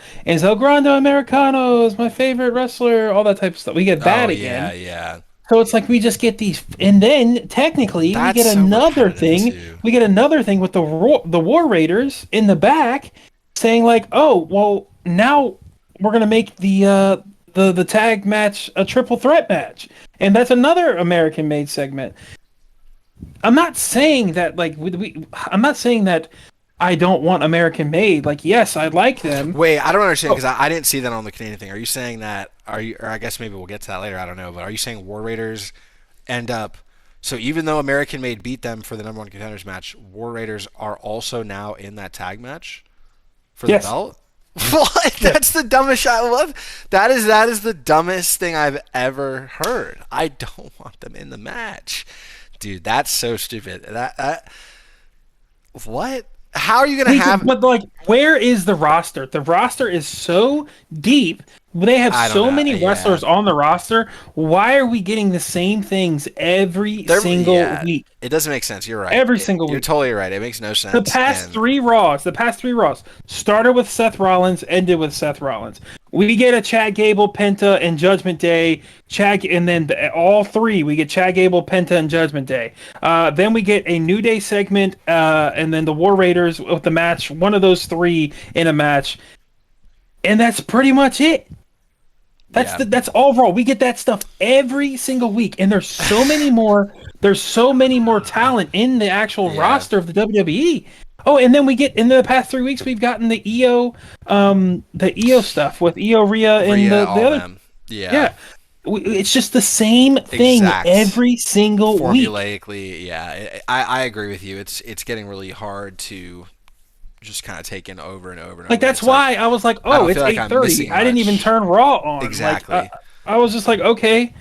I, I, I turn on the thing. It's like, oh, it's the same beginning of the show. Same Yeah. beginning of the show. Nothing else. And They nothing need else. to just spice it up more, change it up, not just do week to week to week is the same exact thing. No, I agree. Like I don't know, man. It's just that again. Whatever. We'll get to. But yeah. So the Creed brothers did end up winning. But like as I said later on, it didn't even matter. But I will let you go and take over the next thing. Yes. With your guy. Yes, so this is a promo. This is I got confused with this earlier, but this is where Jay Uso does come out. This is him kind of doing his thing, is getting everybody to yeet. So of course, just the first few minutes of this is literally just yeeting everywhere, and then run it back, and they do it again. Then he kind of starts talking to smack a little bit, and he's just sort of talking about like Logan Paul, you can get it. And he's kind of just talking about like generally like Seth Rollins wants it too, all these things. And then before he can really get too deep into much is when Gunther's music hits. So Gunther comes out, and the idea here is Gunther basically just saying like, "Hey, Jay, I know you're set to fight Logan at Saturday Night Main Saturday Event. Night Main Event. That's great. I'm just here to be straight up with you. Whoever wins that match, I'm facing them after that. I'm the next challenger. I'm ready to go." It was really straight to the point. And then Jay's just kind of like taking it, hearing him, and Gunter's kind of like trying to be all mean and scary. And he's like, "Hey, Jay, like I hope you win. I really hope it is you that wins and not Logan. So like I can destroy you. Like I can get my payback on you and kill you and that kind of thing." It doesn't actually say kill you, but Yeah. it's just a pretty short and to the point promo. But then it does end up being Jay going like, you know, kind of finishing Jay had off a pretty this. good promo. Oh yeah, he finished this off kind of similar to the way that he finished it off with Paul last week, where he just kind of builds and builds and builds really quickly into yelling and being like, "If you want to get it after Logan, anytime, anywhere," and like he ends up saying like 4 letters, one word, yeet, that kind of thing. He Yeah. does the whole thing again. It was fun. It was a fun little promo just to remind us that Gunter and Jay really are rivals right now. I think this is good to keep this alive and make it feel like this is someone truly threatening Jay. It like is the supervillain for the, you know, puffed up good guy that all the for being real, a lot of the kids like Jay, and so Gunther Yep. represents the like big evil bad guy that's such a jerk. You know what I mean? He's such a jerk. Yep. He went after Pat McAfee. Everybody loves Pat McAfee. Like it just all makes sense. It all fits. So Logan's one bad guy for Jay to get through. Does kind of feel like they're getting to this idea that Jay will beat Logan.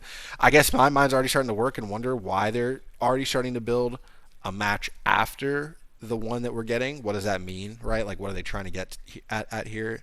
Maybe there is an upset where Logan actually does win. I don't know, but yeah. Well, Either this way, is this was my my point from earlier. Is like I said, we'll get to it. What the hell are they doing with the heavyweight championship yeah. right now? They had the first thing after Mania. Logan Paul comes out and wants to challenge Jey Oh, Uso. that's right. Okay, Yeah. cool.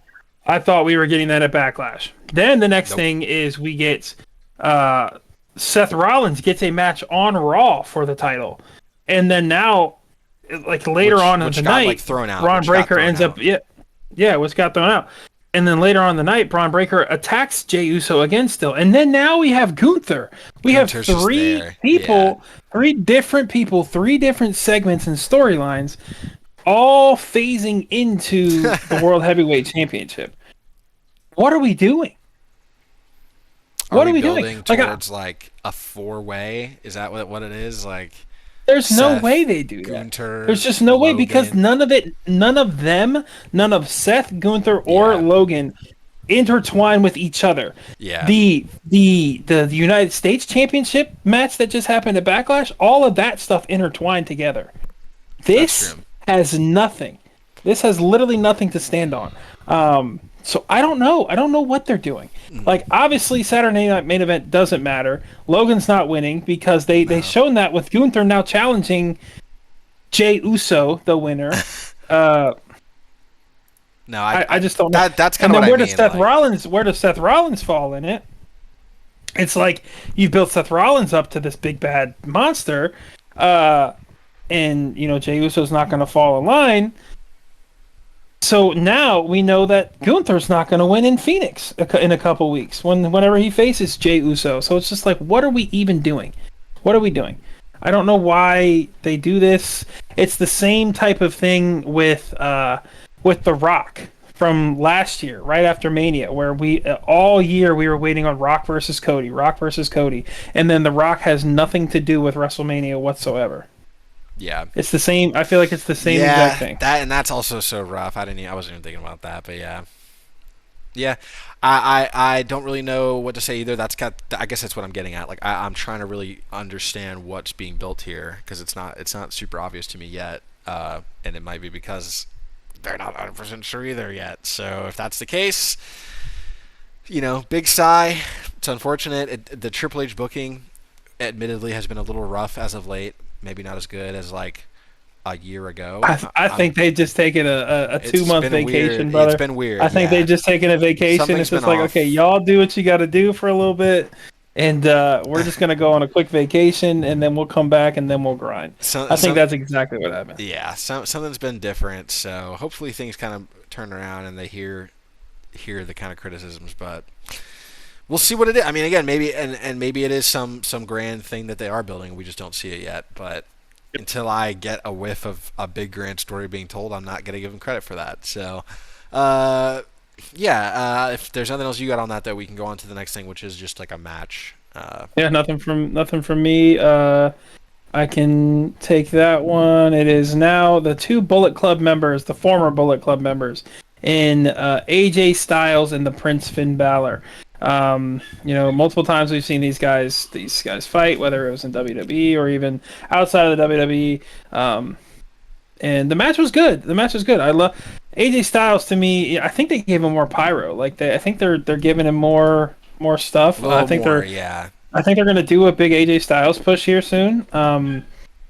Just with what he's been getting. But yeah, the match I thought was great. The commentators made it specific and was like, well, where the hell's Dom? Like, this is like Finn's trying to.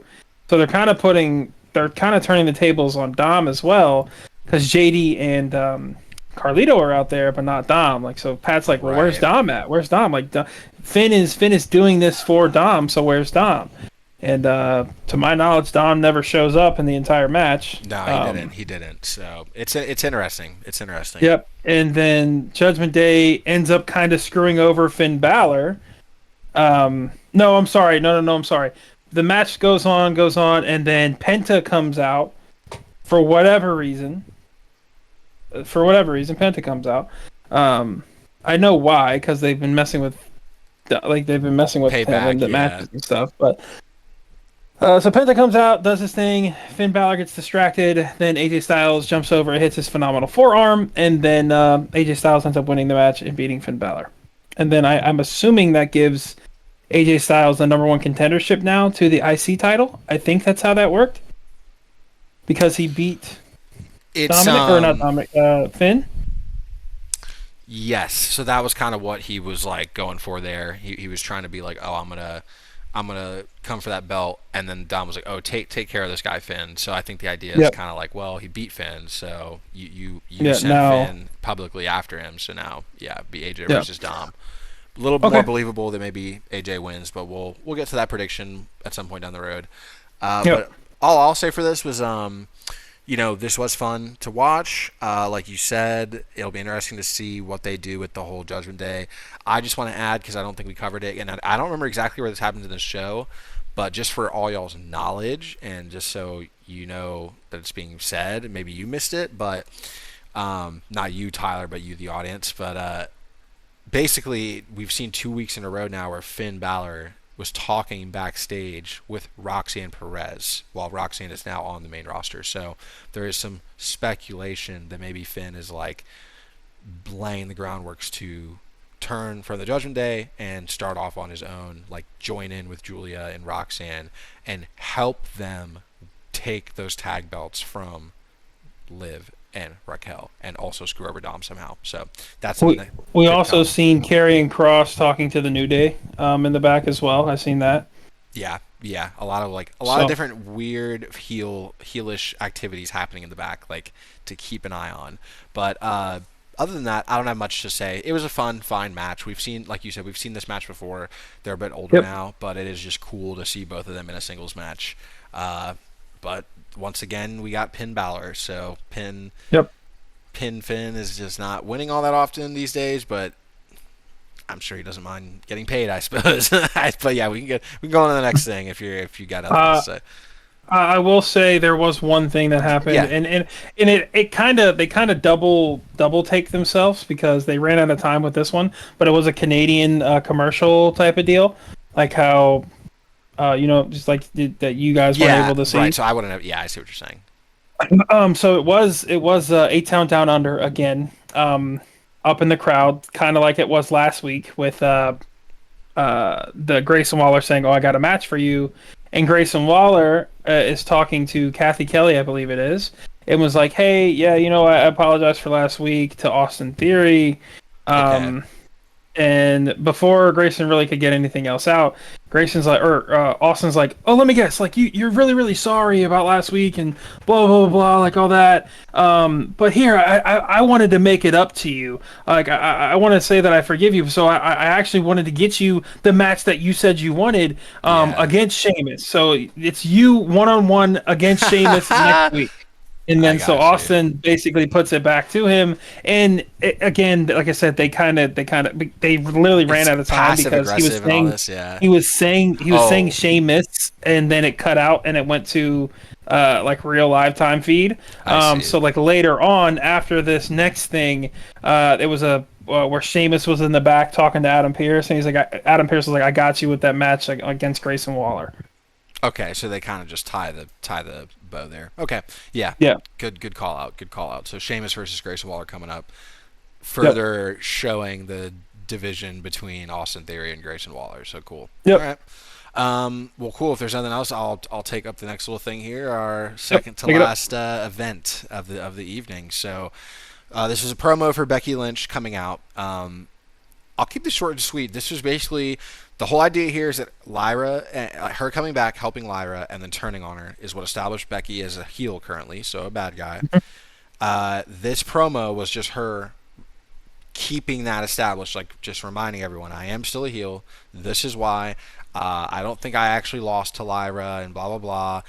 All these things, but then she's kind of more. I think she's just trying to be more general about the promo. She's just kind of being like, anybody can Yeah. get it. Like she's just trying to be like, I am once She again said, heel she said, Becky I didn't Lynch. lose to Lyra because she's the one in the hospital and I'm the one Yeah, here. I'm the one here. Like, who really lost? But she wasn't saying I. She wasn't literally saying I deserve the belt. She was just kind of being like, we all know who won the fight. I didn't win the match, but I won the fight. So it's kind of like, okay, Yeah.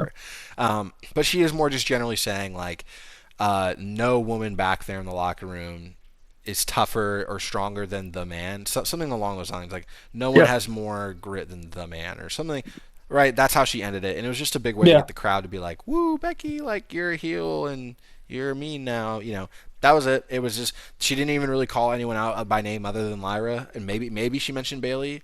So the room is Yeah. still there for that kind of three-way to happen, obviously. But maybe what they're doing more is just like you were kind of hinting earlier. Maybe Lyra's given a little bit of time away to just relax, a couple weeks, right? Maybe a month. And in that time, maybe Becky has a quick feud with somebody else, or just a couple matches with some other faces, something like that. Maybe it's Yep. maybe it's like I don't know. I'm trying to think of who it could be, but the point is, that's So it would honestly be like probably Becky versus like let's say Maxine Dupree or Natalia or exactly something like that. Just people to, like just that. to like just to show that she's a dastardly heel. That's basically what it's Could gonna even be, I just think. be that's another way for her to once again, like she did last year, dip down to NXT, fight some of the faces down there, come back up, fight Lyra again. That kind of thing. But yeah, Could be up. unless do you have anything really to like add to this, or do you want to just take the last thing? What are you feeling? No, I that's yeah, it's just short, quick promo. Nobody she's really talking to. She's just talking to herself. Yeah. So yeah, I'll go into the next thing, which is Yep. the well I'll say it real quick, which is the there's a little cut back to the Yeah. promo Go or for it. cut back to the back. Adam Pierce, Sheamus comes in. It's Adam Pierce was like, what a great debut, like welcome back, that type of stuff. And basically Adam Pierce says like, okay, I got you a match with Waller. Kind of not really going with what they said earlier in the off-screen uh, promo, but whatever, it doesn't matter. It's cool. It's the same thing. It's gonna be told the same way. All right. So that happens, and then we get into the final match. We get Julia and Roxanne Perez versus Io Sky and Rhea Ripley. First off, Julia's music is absolutely insane. I Yes, it's messaged really you cool. that. You did say Dude, that. You did it say was that. great. I was like, who, wait, because like I didn't know it was getting to the point of the main event, and I was like, who the It hell's was music early. is this? Like, whose music is this? This is sick. And then we see Julia come out, and I was like, that's pretty dope. That's cool. Then Roxanne Perez comes out, Io Sky, and obviously Rhea Ripley, all huge stars. The match, I'm not gonna lie to you, I thought was gonna be a lot better than what it was. I messaged in the Discord afterwards. Yeah. This was a cluster. Yeah. Everything was happening so fast, so quick. I'm assuming it was Julia and Roxanne, like the nerves of being in the main event. I'm just assuming that's what it was. It looked like there were some spots messed up where, Rhea was supposed to pick somebody up and it didn't get him up all the way, or just that type of stuff. It just happened so. It was like that I know what you mean. Fraxium match. Yeah. It was like the Fraxium match. Wasn't as fast and quick, but it was just like so much. It wasn't even a tag match, is what I said.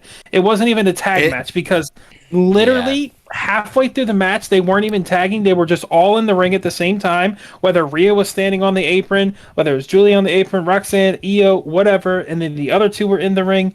But they weren't at the tag stations or whatever. They weren't Yeah. tagging each other in. It was just a complete cluster. Like the match wasn't bad. It was just like, what the hell Wasn't. is going Yeah. on? It's I like, totally agree. what are we watching right now? It's like it was not. Like they should have just made it the tornado tag match, and would have made a lot more sense. Because the tags, until basically like they waited so long for Rhea to get tagged. They waited super super long, and then once Rhea got tagged, there was a couple more tags back and forth, but then other than that, there was nothing. There was no tags. No, they There was just just again, abandoned that just all completely. all four of them just trying to basically show off everything that they have. Uh, I will say we got a cool little spot of Io going up on the turnbuckle, and Rhea's right beside her, and Rhea's doing the little yeah, emote with they her. And Io, you can hear Io, and she's like, "Oh my if god, yeah!" It was yeah. so funny. Um, but yeah, I mean, again, my opinion of the match may be different from yours. What do you think? No, I mean I agree. Like I think it was fun still to watch, but it does devolve into something that doesn't make too much sense by the end, where it is just like so much running around. Uh, so many little. You are right. Decent amount of botches. Not like horrible. These are all still really good wrestlers, and some of the spots were really fun. But yeah, they could do better to slow down maybe next time if we do get something like this again, which I kind of hope they Yeah, do. I hope they find a way to get these people to be in a match together again. I hope you know people in management didn't see this as some horrible match and then they just pull back on everything that they're kind of pushing because I like this idea, these like having Roxanne and Julia and then Io and Rhea as these kind of like the faces of women's wrestling on Raw at the yeah. current moment. So that's really cool My to me. my is that I think like in NXT the matches are just so fast and They quick. are, yeah. So that's what Julia has been used to. That's what Roxanne Perez has been used to. And it's a Like tag match, so you're like really yeah, trying to be like, okay, we got to get over there and do that thing, and then we all got to do this, and it's like yeah. a So lot that's more that's the only happening. thing that I think. That's the only thing that That's why I think it got so fast. But I mean, keep going. I didn't mean to interrupt you. Oh no, no, you're good. It's just, um, and it ended how it should have. So it was like Rhea and Io ultimately winning the match, and it is like the big ending, and you can actually see it in that picture right down there right now, where Io and Rhea Yeah, that's are cool. have their hands held up with the belt, but it is Rhea's hand holding Io's hand that is holding the belt. So then Rhea is able to kind of like it's almost looking like she's holding the belt. It's that classic shot of that type of thing, and so Io's kind of looking at her. She's doing her best to just do character, kind of like face acting, and she's like, "What are you Mhm. doing? What are you doing that for?" And Rhea's like, "No, no, it's all good." Like she does that, and she's like, "But I am gonna Yep. have to." She's kind of mouthing or whispering it, like, I do gotta take this from you though," like that kind of thing. So you know, fun way to end the night. Like you said, again, would have been a much better match if they had just found a way to slow down. Maybe try to stick to real tag team principles. I think they do have this tendency to be like, well, when real tag teams do tag team wrestling, they actually do a tag team match. When people that aren't normally in a tag team tag together to do a tag team, usually like a main event like this or something, we don't really care about tag team rules. It's like why? Like Yeah. why are we doing the match then? Why not just do a free for all? Why not just do 1v1 with two managers? I mean, like it's just ridiculous. Like they just don't care. It's like, well, these are supposed to be the best, right? Can they not? Are they incapable of doing tag team stuff? I don't know. Like you just have to have them all doing a. It essentially turns almost into like practice wrestling, which is what a tornado tag is at a Yeah. certain Yeah. point. Yeah. But again, that doesn't mean it was bad. It's just it was weird. It was a weird feeling at a certain point. But you know, I liked it still. At the end of the day, we can, unless you got anything to add on to that match specifically, we can get into star ratings for this Monday Night Raw. Yeah. Nothing. Nothing else. Like I said, I just think it was just a cluster. That's all I can. That's literally how I can explain it. Yeah. It just was like, what the hell just happened on my screen? Like literally. Um, and yeah. So other than that, yeah, let's get into the star ratings. What would you give it? So I'm gonna go ahead and give this a. What did I give the thing before? 3.5, and I gave SmackDown like a 3. I think so. Yeah. I just don't see how I can go any higher than a 3 on this either. I I might already even know what just mine is. I might even just say I'm like kind of scrolling through real quick. I want to be clear on this. I'm gonna go ahead and actually just say 2.5. Um, Mostly because the matches just felt pretty boring. I guess throughout the most of the night, no match stuck with me. It was more of the promos, but at that point, it's like That's not good, right? That okay, I can watch all the Yep. promos and get through those in about a 30-minute sitting on YouTube. I don't need to sit there and watch Brother, I get you. I get you because wrestling, right? So I'll give it a star two and a rating for half. this. Oh God. Yep. 2.5 for Daniel. Mine is a 1.5. One and a half. Oh, Is this one your and a half. lowest grade so far of a I think show? so. I think Yeah. so. It's just like I've seen this three weeks in a row. I Seen think you're it three totally to four fair. weeks in a row. That's right. I didn't even Um, really think about that. The repetitiveness is getting ridiculous. But continue. I've seen it 3 to 4 weeks in a row. It's been the same. No needle has moved whatsoever. Because it's like, where the Bruh. hell is even the Rhea? Where does the Rhea thing go? Where does the Rhea, Io, Roxanne, and Like Julia all of thing it, go? Where does it yeah. go? I They guess just beat him. it's They just beat him. So what? Roxanne and Julia are now just not even there. They're just not I mean, even I'll at least say I think a Roxanne part and of it. Julia. I think it has to be that they're going for those tag belts. Would be my guess. But I see what you're saying. That the You would times. think, but Liv is gone for however many months filming a movie. That's right. That's right. So it's like like it's just what do you do? There's nothing moved the storyline for that. The Becky Lyra thing, nothing happened with that because literally nobody else was there besides Becky. AJ and Finn, okay, cool. AJ seems to be the number one contender. We talked about the Gunther thing, and there's 15 different people contending for the freaking. It's me, you, and my mother right now contending for the freaking World Heavyweight Championship. The War Raiders apparently now get to be in a triple threat after they just lost. Clean, by the way. I mean, yes, they lost because of the New Day, but still, it was basically clean. It wasn't like interference like with Damian Priest a couple weeks ago. And then we just get CM Punk, Sami Zayn, and Jey Uso again, like we did the past two, Yeah. 3 weeks now. Um, so it's just again, it's the same thing, repetitiveness. Nothing moves the needle. Where is WWE? Like, what direction are they going in? I have no idea. So yeah, it gets a 1.5 for me. That's my rant. That's my That's TED fair. talk. We're here for the rants. That's what we do. YouTube videos for to rant to people online. So Yeah, that was right. good, and it's hard to disagree. So I'll Please say tell me this. my opinion's awful in the Yeah, comments. Please just say I it's was going to god say the same awful. thing. Comment down below if you agree with Tyler, disagree with Tyler. What do you think about that? Or anything of. We obviously covered Backlash weekend. I had to get that sneeze out. Bless you. I knew it was coming, and we covered all of Backlash weekend being Friday Night SmackDown, Backlash itself, Monday Night Raw. It's a lot to go over, so y'all give us your kind of opinions that you had. Did things come true the way you thought they would for Backlash? Were they good? Were they bad? Do you think it could have been better? What do you think? Right? Tell us what you think. We want to hear. We will talk about it. Right? If we do start getting some comments here, we'll start bringing them up on episodes. If they're insightful and we want to talk about it. So, uh, all that. Like the video. Subscribe. Put on the notifications with all that. Yep. We say this all the time, but I'm gonna say it anyways. You see it down below our names. We're streaming here on Twitch tonight. Tyler's not streaming, but it's an on and off thing where we don't really care, right? Either way, Yeah. I am streaming right now. You can catch me at I am Dan at Twitch. You can catch Tyler at TNTX72. We always got it down there below our cameras.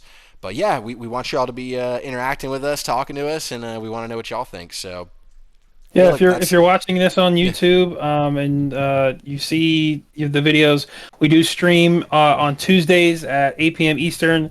We also stream normally on Saturdays at 8 p.m. Eastern as well. So come in, and if you want, like you said, your comments to be read and talked about and interacted with one on one, we have no problem with doing that.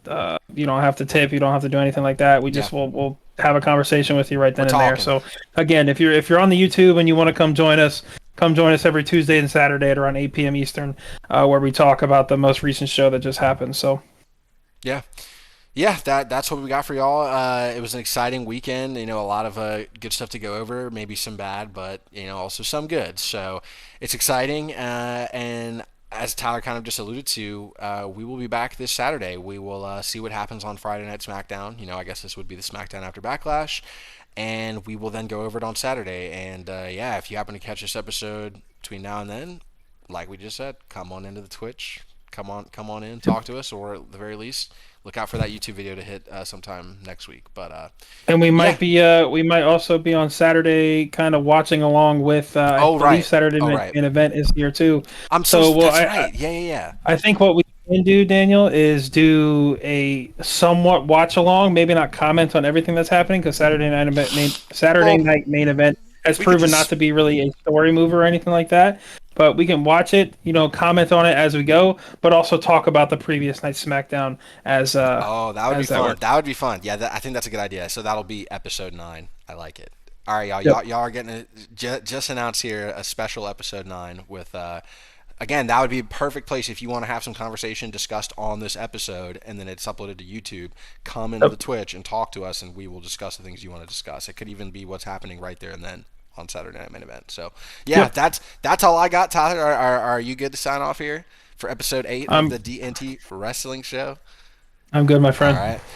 Everyone, thank you for joining us here on this Tuesday afternoon. Like we said, come on in Saturday. We will be back for episode 9. We are signing off episode 8. Peace. Thank you.